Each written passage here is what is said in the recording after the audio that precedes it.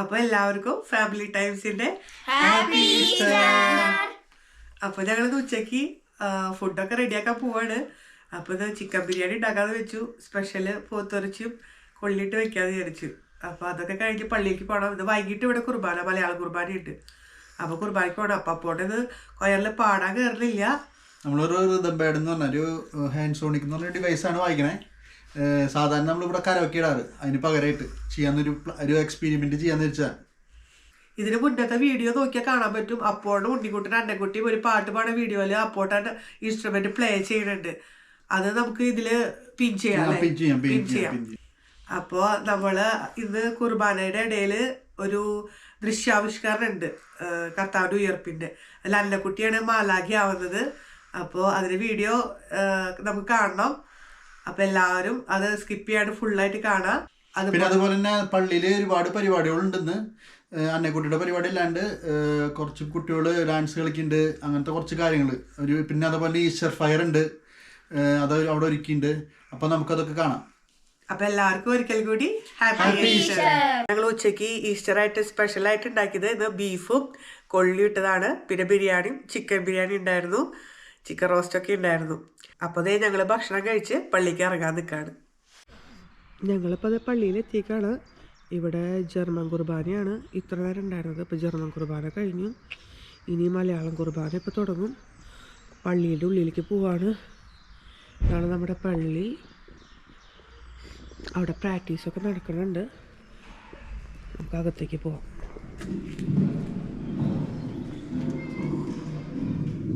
പള്ളിയിൽ അലങ്കരിച്ചിട്ടൊക്കെ ഉണ്ട്.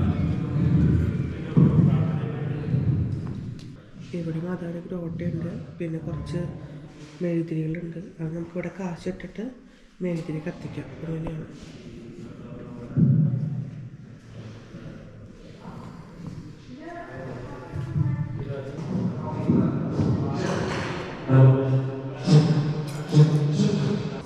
ഇവിടെയാണ് നമ്മുടെ ഗുഹ സെറ്റ് ചെയ്തേക്കണേ.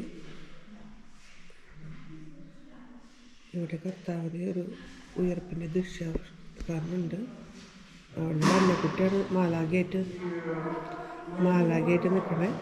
കുറച്ച് കഴിഞ്ഞുള്ള ഡ്രസ്സൊക്കെ മാറി റെഡിയാവും.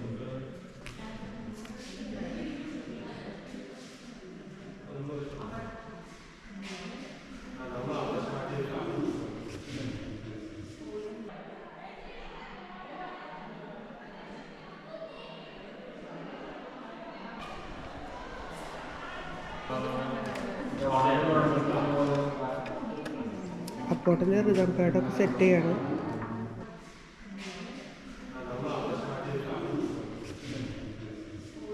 ഇതൊക്കെ നമ്മുടെ കുർബാന ചൊല്ലുന്ന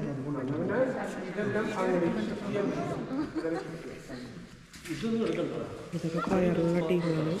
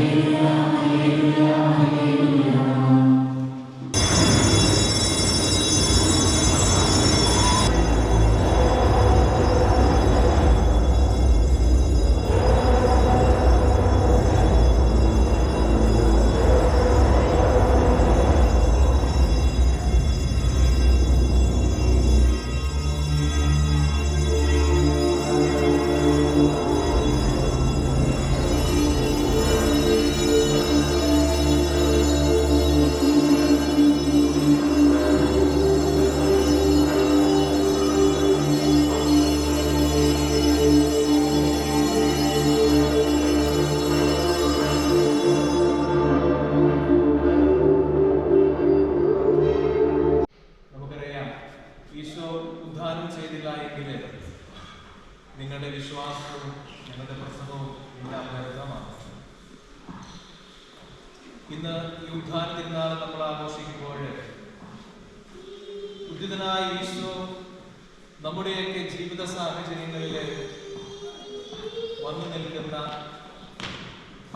ആ സംഭവങ്ങൾ നമ്മൾ മനസ്സിലാക്കുമ്പോഴാണ് ഉദ്ധാന തിരുനാളിൻ്റെ പൂർണ്ണതയിൽ നമുക്ക് എത്തിച്ചേരാനായിട്ട് നമുക്ക് സാധിക്കുന്നത്. ഉദ്ധാന വിവരണങ്ങളിലേക്ക് നമ്മൾ തിരിഞ്ഞു നോക്കുമ്പോൾ വളരെ വ്യക്തമായിട്ട് നമുക്ക് അത് മനസ്സിലാക്കുവാനായിട്ട് സാധിക്കും. പ്രത്യേകിച്ച് ഇന്നത്തെ സുവിശേഷ വായനയിൽ നമ്മൾ വായിച്ചിട്ടുണ്ട്. ഉദ്ധിതനായ ഈശോയുടെ ഒരു അപരിചിതനായിട്ട് ഉദ്ധിതനായ ഈശോ ഇവരുടെ മുൻപിൽ പ്രത്യക്ഷപ്പെടുന്നത് നമ്മൾ കാണുന്നു. സ്നേഹമുള്ളവരെ, ഇന്നും ഈ അപ്പം മുറിക്കൽ ശുശ്രൂഷ നമ്മൾ നടത്തുന്നു. എവിടെയാണ് നമ്മൾ അപ്പം മുറിക്കുക? വിശുദ്ധ കുർബാനയിലാണ്. രണ്ടാമതായിട്ട് ഉദ്ധിതനായ ഈശോയെ തിരിച്ചറിയാനായിട്ടുള്ള മാർഗം എന്ന് പറയുക വിശുദ്ധ കുർബാനയാണ്. വിശുദ്ധ കുർബാനയിലൂടെയാണ് ഉദ്ധിതനായ ഈശോയെ നമ്മൾ അനുഭവിച്ച് അറിയുക. ഇന്ന് ഉദ്ധാന തിരുനാൾ നമ്മൾ ആഘോഷിക്കുമ്പോൾ ഉദ്ധിതനെ നമ്മൾ തിരിച്ചറിയാനായിട്ട് സാധിക്കണമെങ്കിൽ വിശുദ്ധ കുർബാനയിൽ പൂർണ്ണമായിട്ട് നമ്മെ സമർപ്പിച്ച് ഭയഭക്തി ബഹുമാനത്തോടുകൂടെ നമ്മൾ വിശുദ്ധ ബലി അർപ്പിക്കുമ്പോൾ തീർച്ചയായിട്ടും ഉദ്ധിതനായ ഈശോയെ നമ്മൾ അനുഭവിച്ചറിയുകയാണ്. നമ്മുടെ ജീവിതത്തിൽ നമ്മൾ അനുഭവിച്ചറിയുമെന്നുള്ള ഉറപ്പാണ് ഉദ്ധിതനായ ഈശോ നമുക്ക് നൽകുക.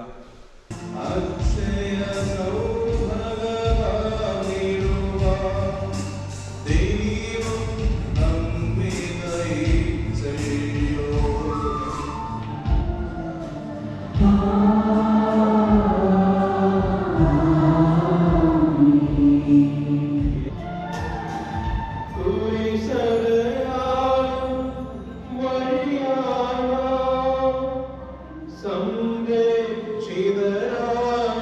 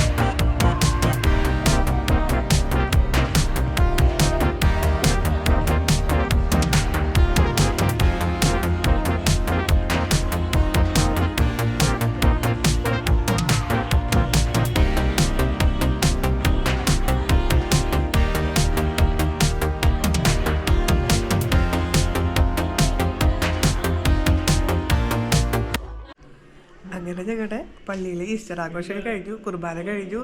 ഞങ്ങൾക്ക് ഈസ്റ്ററൊക്കെ കിട്ടി. ഇത് വീട്ടിൽ പോയിട്ട് ഇത് കഴിക്കണുള്ളൂ.